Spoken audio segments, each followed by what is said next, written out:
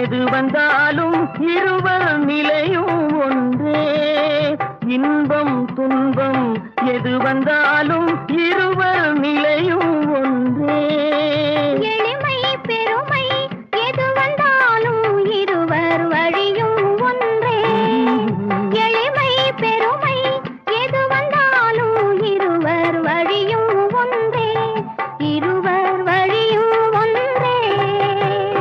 சிரித்து சிரித்து என்னை சிறையிலிட்டார்.